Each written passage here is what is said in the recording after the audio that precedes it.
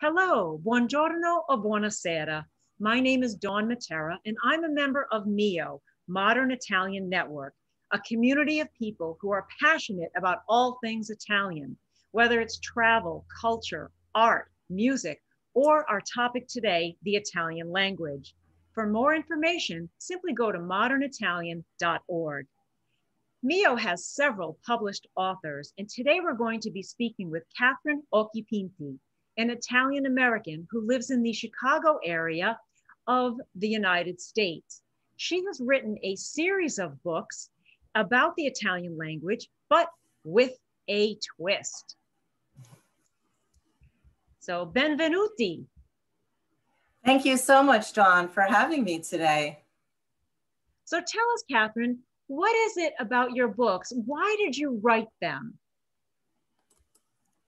Well, I wrote these books for adults who later in life decided they really want to get back to their Italian roots. And a large part of that is learning the Italian language.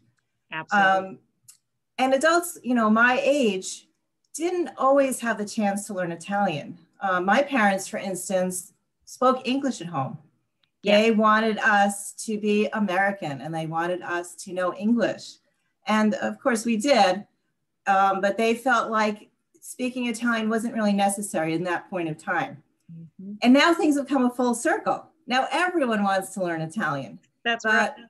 I find that adults have special needs. It's not the same as kids when they go to school, or children who are learning just as they're growing up. It's a little bit different trying to learn Italian as an adult. And so that's why I wrote my books. That up. Exactly. Because so many adults think, can't teach an old dog new tricks.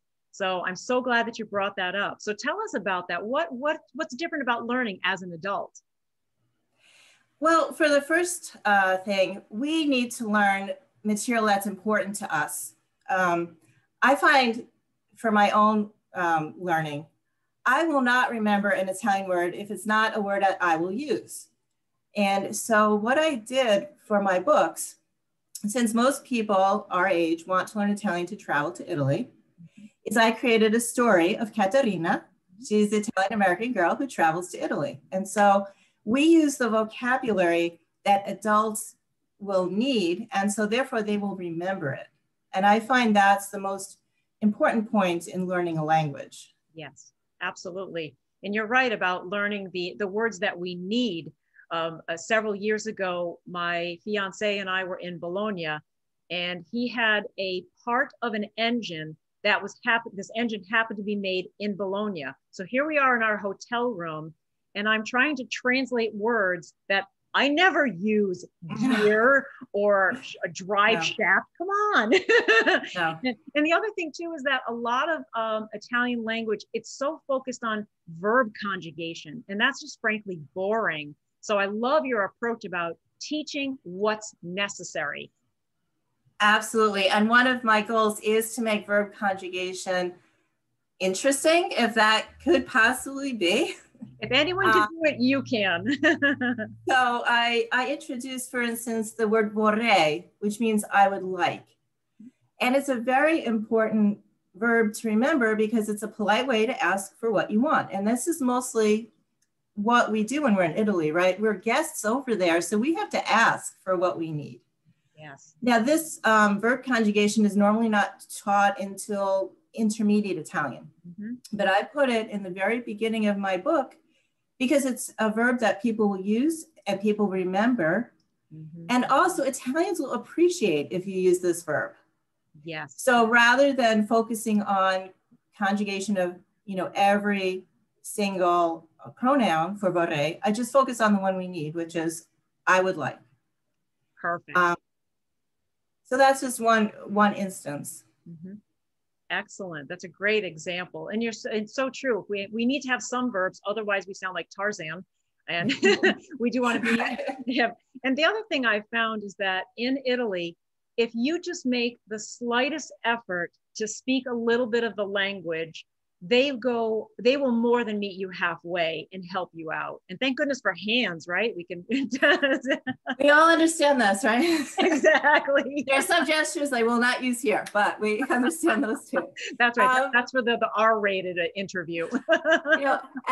Absolutely. I mean, I find that people in Italy are so friendly if you just speak a few words. And when I started going to Italy, it was interesting because I would try my Italian out, and people would answer a few words in Italian, but then they would switch to English. Mm-hmm. And so after about 10 years, I was very proud because my last trip in Italy, someone said to me, they were trying to explain to me when I go to the airport for customs, how I can avoid paying the tax. And this is something also I include in my books, which makes them unique. I have a cultural note in my textbook for every chapter. And I have blogs where I write about these cultural notes. And so I give little tips about what to do in Italy. So anyway, this woman said to me, "You understand what I'm saying? Can I just speak in Italian?" I love it. And that was great. And I said, "Of course you can." And I just, it made me feel proud that she understood I knew what she was saying. Yes. But it also made me realize, they're making an effort to speak English to us. That's right. That's right. We think it's so easy for them to speak English. They do learn it in school from a very young age, which is a mistake I think that we make here in America. We don't teach languages in first grade usually. Mm-hmm. But it is difficult for them. They are always, when they speak English, trying to reach out to us also. So I think that's an important thing to remember. Yeah. It's a two-way communication always. That's right. And we are going to come back to your blog in a second, but you brought up about learning a language and how that improves your travel experience. And are there, especially I know for us, when it's one thing if you're in the big cities of Italy, Rome, Milan, Florence, most people there will speak English because there are so many English speaking tourists. But when you get to the outside of the big cities, the smaller towns, there might not be anybody that speaks English. Have you had any experiences like that where the language really made your travel experience in Italy so much richer? Well, I have to say, every time I go to Italy, even if I'm in a city, it makes my experience so much richer because I understand basically what's going on around me. Interesting. So I can be walking down the street and someone will be talking behind me. And it's never anything that complex. If you're just walking down the street, it's like, oh, look at this or look at that, or my friend this, my friend said that. So knowing some very simple Italian really makes you feel like you fit in, really makes you feel like, you're a part of everything rather than, a visitor looking from the outside in. Definitely. And that does make your travel experience so much more interesting and richer when you do feel part of the community. That's beautiful. Love it. Now, you did mention your blog, so I don't want to forget that. It's not just your blog, your website, and I think how you marry your books with the website. Tell us about that, because it's really amazing, all the information that's available on your website. And number one, what is your website? Okay, very good. My website is www.learntravelitalian.com. Excellent. And I put up lots of free information on this website. So the most important information I put up are dialogues that I recorded in the Chicago area with native Italian speakers. So we have many Italians who've come to Chicago to work, and they were kind enough to record my dialogues with me. And so we have that story about Caterina, the Italian-American girl who goes over to Italy. And so the first 6 chapters, we focus on transportation. And if you listen to those dialogues on my website, you'll get the basic phrases you need to know just to get around in Italy, to take a taxi, to take the train. Again, to understand what's going on around you. If someone happens to answer you in Italian and you're trying to buy a train ticket, so you'll have some idea what's going on because, I never took public transportation much growing up in the suburbs. So this for me was always a little bit nerve-wracking, you know, having to take the train. And Sure. one time I had to take a train and I ended up climbing up and up and up and up a mountain. I said, oh no, I'm on the wrong train. I'm going down into this valley. So I was able to get out, get on the correct train, find my way home. But if you listen to these dialogues, you can listen to the dialogue all the way through. And then each line of the dialogue has been typed into the website and you can press on it and hear each line over again and again. Wow, that's amazing. You can listen and then repeat. And this did take a phenomenal amount of work because I had to type in each line. We recorded each line one at a time. Webmaster put it up. But I think it's a phenomenal tool to learn Italian. Many times when you buy a CD to learn Italian, they just keep talking. Right. And then you say, oh, wait, what was that phrase they used? And you have to play the whole thing over again. Exactly. This way you just click on the line and you listen to the native Italian speaker and you can repeat it after them and you can practice. Wow. Now, I have to say there is one non-native Italian speaker on this series, and that's me. I'm Caterina, the Italian-American girl who goes to Italy. That's okay, that makes sense. So you'll have to listen to me with my Italian accent. So that's the most important thing is if you click on the dialogues, there are 18. Wow. So the first 6 chapters, again, you can learn beginning Italian. After that, it's more intermediate Italian. If you're going to stay in Italy, how do you make friends? How do you go shopping? There's a few pickup lines. What if you're sitting in a coffee shop and someone likes you and they come over and they start talking to you? Right. So what if you want to make friends? What if you don't want to make friends? Maybe you want to say, please, I'm just having my coffee. So, and I try to make it humorous too. I think humor is very important. Teaching anyone, you know, keep it interesting, keep it true to what people want and make it a little humorous. That helps. And the last dialogues are a story about the family that Caterina meets who go to a restaurant. Okay. So lots of restaurant lines, speaking to the waiter, what you might want to order, that sort of thing. Absolutely. The other thing on my website is that I have links to my blogs. My Conversational Italian blog is very popular because this blog has a series called Italian Phrases We Use Every Day. Ah, good. And so here I try and explain how the language is used. So it's very nice to know how to conjugate your verb andare, I go. Or the word venire, I come. But when Italians want to say, here I come, they say arrivo. Right? They don't use either of those verbs. Right. And so I go a little bit into the conjugation, but mostly I use examples of how these verbs are used and when you want to use these verbs and when maybe you want to choose another verb. Yes. And so I've been doing this series about 4 years. There's quite a bit of material in there. Wow. And it goes, again, from beginning to more intermediate material. So you can choose your level. Wow, that's excellent. And you just mentioned about how we might have a verb that if we look up in a dictionary, it translates as a word, but that gets back to that cultural note about traveling to Italy or any country, I imagine, that even though something we've all heard that phrase, it gets lost in translation, that they might not say something the same way verbatim if we were just to put it into a translator. So it's good to know these cultural tips about when you travel. Absolutely. I mean, if language was so simple, you could just plug it in a computer and have the answer, we wouldn't need to learn it, right? But it's really not, because we're dealing with people and people are using the language. So it's important to know how they use the language. Yes, definitely. And also it changes even from Northern Italy to Southern Italy, different figures of speech that are used in different places. And we won't even get into the dialects. Oh my goodness. No. Yeah, I think it's fine to learn Tuscan Italian. All Italians at this point learn Tuscan Italian in school, even in Sicily. That's right. And I've traveled to Sicily, and I did have a Sicilian guide who took me around, and he used his Sicilian occasionally. You know, but of course we conversed in the Tuscan Italian. So. Right. That's right. You can talk that. And that was one thing. My family is from the island of Ischia in the Bay of Naples.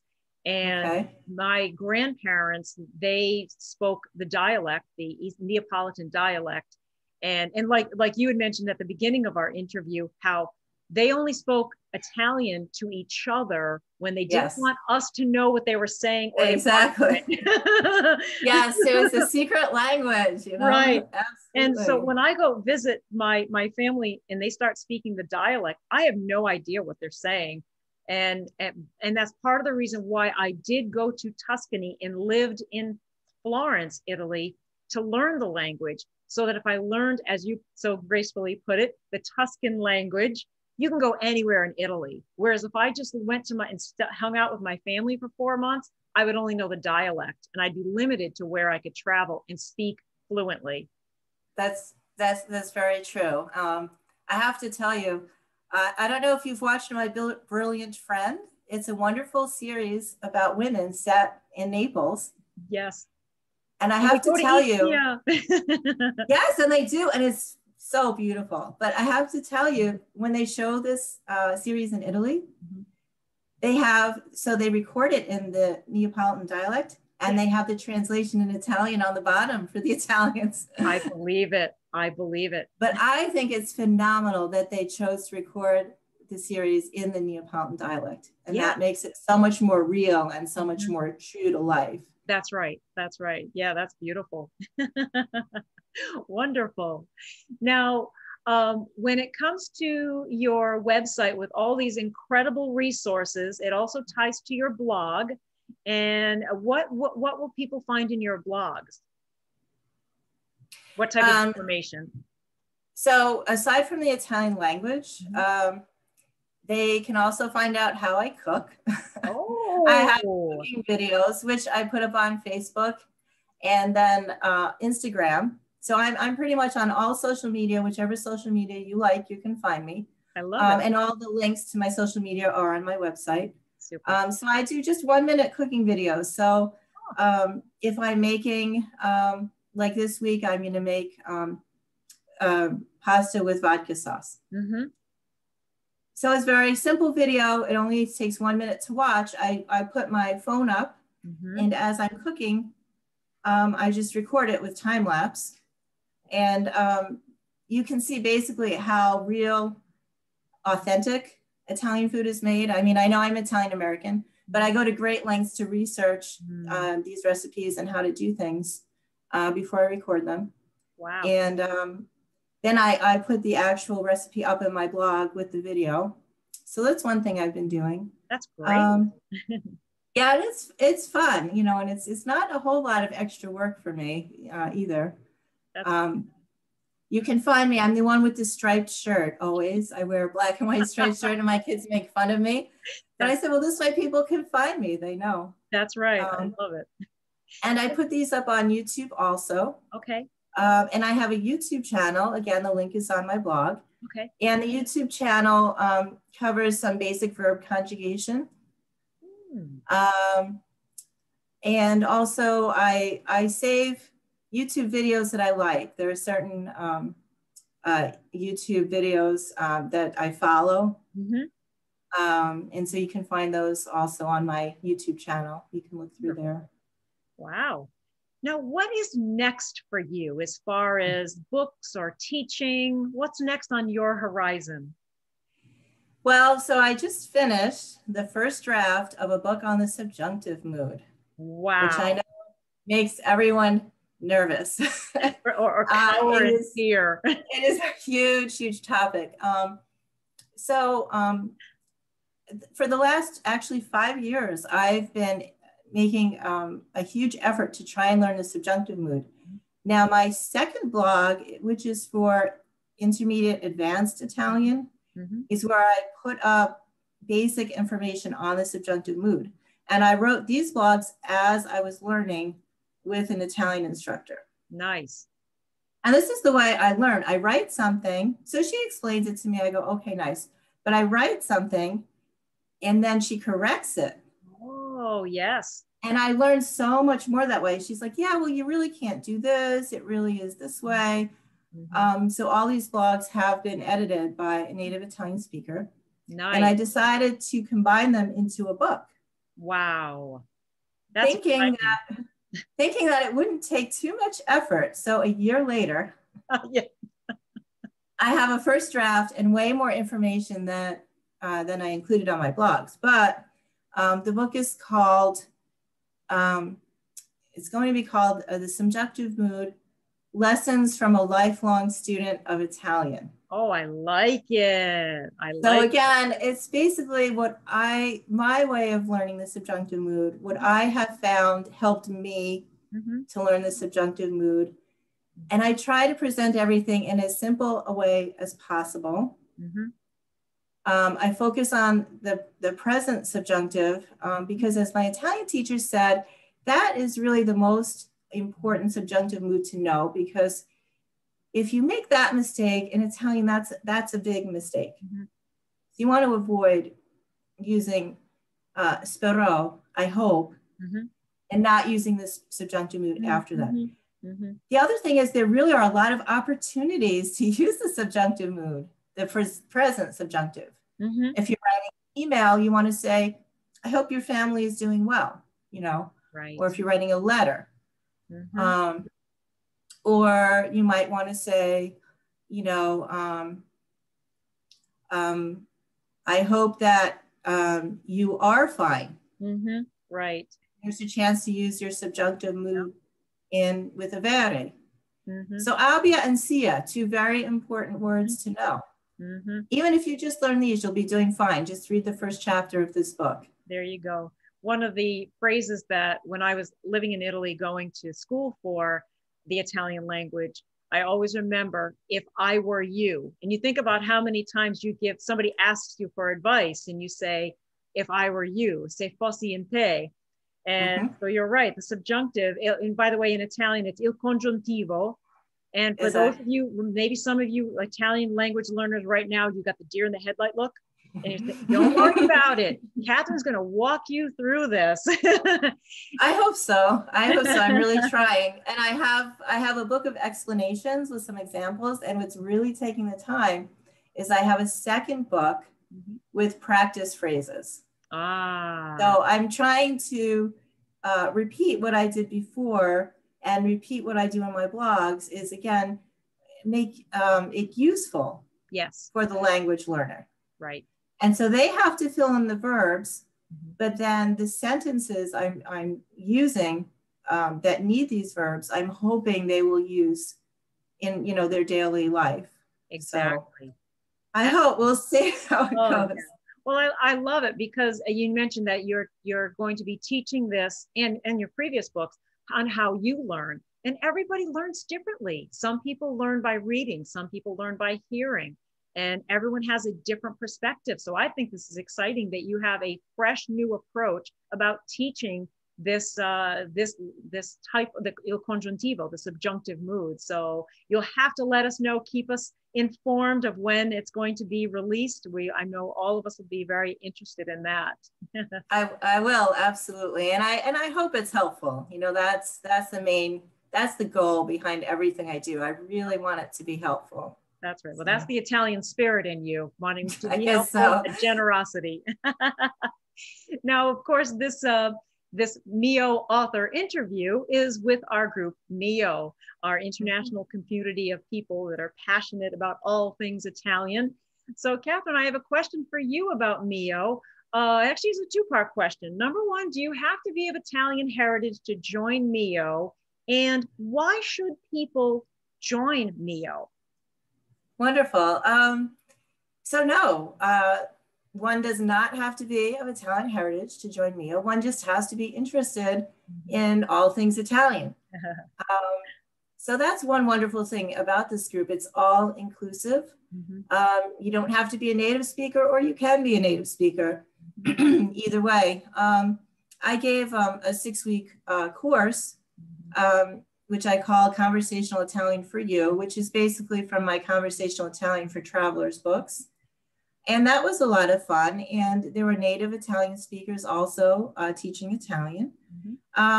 But there are also courses on cooking. Yeah. People put up blogs. I post my blogs also on mi.o. So that's an easy way to find them every month.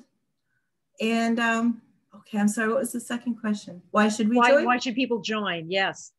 Because it's fun. It is fun. It is fun. It's fun. That's how Kathryn and I met, was through mi.o. Yes, and you meet so many wonderful people who have the same interests as you. And I think when I started this out, you know, there was just a small group that I knew. I was living in Peoria, Illinois at the time, and I wrote my books in Peoria for this small group.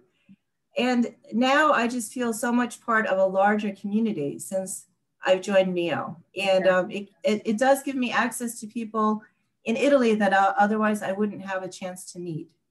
So they are a very personal group. Everyone is always very, very nice and very respectful and interested in the same thing, which is fun, you know? That's right. And there are different groups. For example, I participate often in the Italian conversation groups on Saturday mornings. They do what they call mi.o mixers, which is kind of like a virtual happy hour. Again, you're talking with people all over the world that we all love Italy. And I know that, Kathryn, you're involved with the film nights, I believe, right? Oh, yes. I love the film nights because this is one way I learned Italian. So going back to learning the Italian that you'll use, I learned a lot of colloquial Italian from the movies. Yes. I'm interested in the movies. And so I remembered my Italian because I remember a scene of a movie in my head. I just have that kind of a memory. Right. And so I've been watching Italian films for years on my own. And so this group is so much fun because we watch a movie, we have a whole month to watch it. And then we talk about it. We talk about how it made us feel. We talk about what we think the point of the movie might have been, what the director was trying to do. But also I always interject a little language. Of course. So I put the Italian subtitles on when I watch the movie, and I look for phrases that I would like to remember. So we have a little bit of language too. And so I think this is a wonderful group. We meet the second Wednesday evening of every month. So Chicago time, I believe it's 6:30 to 8. Excellent. Great. Wow. And of course, anybody that's interested in joining mi.o, it is free to join. It's modernitalian.org. And before we wrap up today, Kathryn, please tell everyone once again, and we'll put this in the notes, but your website where they can find you. Thank you. Yes. www.learntravelitalian.com. Excellent. And I hope to see everyone there. Excellent. Maybe on Facebook. You never know. Well, Kathryn, it's been a great pleasure. È stato un gran piacere. And we wish you the best of luck with your next book that's coming out. Really do keep us informed of that. And we'll see you the next time. Thank you so much, Dawn. Thank you. Arrivederci.